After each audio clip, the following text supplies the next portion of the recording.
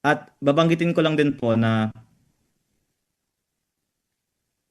nung September, sinabi ni Sec Vince, isa sa publiko niya ito.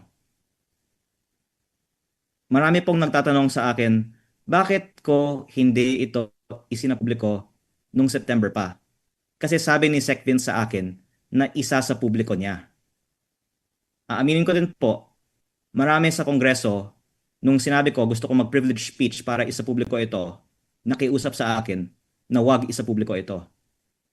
Kaya mas gusto ko sana na si Sec Vince na lang ang magsasapubliko nito para hindi ako ang sisisihin ng ating mga kasamahan. Kahit hindi po ako kasama sa kwento, gusto ko lang lumabas ang istorya na to.